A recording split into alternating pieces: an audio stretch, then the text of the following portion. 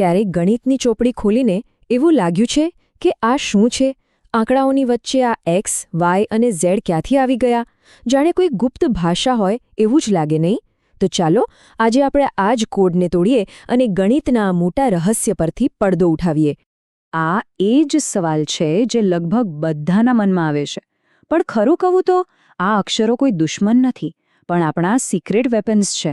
એવા સાધનો છે જે ગણિતને સાદા સરવાળા બાદબાકીથી ક્યાંય આગળ લઈ જાય છે અને એકદમ પાવરફુલ ડિટેક્ટિવ ટૂલ બનાવી દે છે. અને આ રહસ્યમય ભાષાનું નામ છે બીજગણિત, એટલે કે એલ્જેબ્રા. હવે આને કોઈ ડરામણા વિષય તરીકે નહીં, પણ એક મજેદાર રમત તરીકે વિચારો. એવી રમત જ્યાં દરેક સવાલ એક કોયડો છે અને આ અક્ષરો એ કોયડાને ઉકેલવાની ચાવી છે.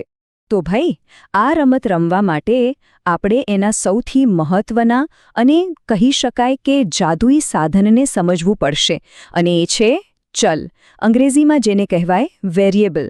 ચાલો જરા નજીકથી જોઈએ કે આ છે શું. એકદમ સરળ શબ્દોમાં કહીએ તો ચલ એટલે એક એવી નિશાની જે કોઈ અજાણી વસ્તુની જગ્યા લે છે. મતલબ કે જ્યારે આપણને કોઈ સંખ્યા ખબર ન હોય ત્યારે આપણે એની જગ્યાએ બસ એક અક્ષર મૂકી દઈએ છીએ. બસ આટલું જ. ચાલો આને હજી સહેલું બનાવીએ. વિચારો કે એક્સ એક જાદુઈ બોક્સ છે. હવે આ બોક્સ બંધ છે. આપણને બિલકુલ નથી ખબર કે એની અંદર 5 છે, 50 છે કે 500. તો જ્યાં સુધી એ રહસ્ય ખુલે નહીં ત્યાં સુધી આપણે એ બોક્સને એક્સ નામનું લેબલ લગાવી દઈએ. સિમ્પલ. અને મજાની વાત એ છે કે આ બોક્સ જાદુઈ છે. એનો મતલબ એ કે દરેક નવા કોયડા સાથે એની અંદરની કિંમત બદલાઈ શકે છે. કોઈ એક દાખલામાં એક્સની કિંમત 5 નીકળે તો બીજામાં 10 પણ હોઈ શકે. એ પરિસ્થિતિ પ્રમાણે પોતાને બદલે છે. આ જ તો ચલ હોવાનો અર્થ છે, જે સ્થિર નથી, જે સતત બદલાતું રહે છે. ઓકે, તો સવાલ એ છે કે આ જાદુઈ બોક્સનો ઉપયોગ ક્યાં થાય? ચાલો બીજગણિતની પહેલી સુપરપાવર જોઈએ. છુપાયેલી પેટર્નને પકડવી અને એના પરથી ભવિષ્યની આગાહી કરતા નિયમો બનાવવા. એક નાનકડા મસ્ત મજાના ઉદાહરણથી શરૂ કરીએ. કલ્પના કરો કે આપણે બધા દિવાસળીની સળીઓનો ઉપયોગ કરીને અંગ્રેજી અક્ષર એલ બનાવી રહ્યા છીએ. જુઓ, એક એલ બનાવવા માટે આપણને કેટલી દિવાસળી જોઈશે? 2. બરાબર. 2 એલ બનાવવા માટે 4 દિવાસળી અને 3 એલ માટે 6 દિવાસળી. અહીં કંઈક સંબંધ દેખાઈ રહ્યો છે નહીં?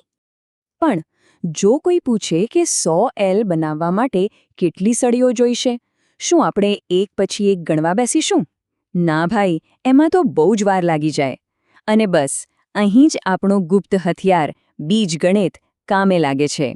ગણતરી કરવાને બદલે આપણે એક માસ્ટર ફોર્મ્યુલા બનાવી શકીએ. ચાલો એલની સંખ્યા માટે આપણા જાદુઈ બોક્સ એટલે કે ચલ એનનો ઉપયોગ કરીએ. આપણે શું જોયું કે જેટલા એલ બનાવવા છે એનાથી બમણી સળીઓ જોઈએ છે. તો નિયમ શું બન્યો? સળીઓની સંખ્યા બરાબર 2 ગુણ્યા n, એટલે કે 2n. હવે 100 એલ બનાવવા હોય તો એનની જગ્યાએ 100 મૂકી દો. જવાબ મળ્યો 200. છે ને કમાલ? પેટર્ન શોધવી એ તો ખાલી શરૂઆત હતી. બીજગણિતની અસલી મજા તો કોઈ અજ્ઞાત વસ્તુને શોધવામાં છે, કોઈ રહસ્ય ઉકેલવામાં છે. ચાલો એક નાનકડી વાર્તાને ગણિતના એક રોમાંચક સમીકરણમાં ફેરવીએ. ચાલો હવે આપણે બધા જ જાસૂસ બનીએ. માની લો કે એક બેગમાં થોડી ચોકલેટ છે. કેટલી છે? એ જ તો રહસ્ય છે. તો આપણે એ અજાણી સંખ્યાને શું કહેશું? બિલકુલ સાચું, આપણું જાદુઈ બોક્સ એક્સ. હવે વાર્તામાં એક ટ્વિસ્ટ આવે છે. તમારો એક મિત્ર આવે છે અને તમને 5 ચોકલેટ વધારે આપે છે. તો હવે બેગમાં કુલ કેટલી ચોકલેટ થઈ? પહેલા એક્સ હતી અને હવે 5 વધી. મતલબ કે હવે આપણી પાસે છે એક્સ વત્તા 5 ચોકલેટ. અને હવે રહસ્ય પરથી પડદો ઉઠવાનો છે.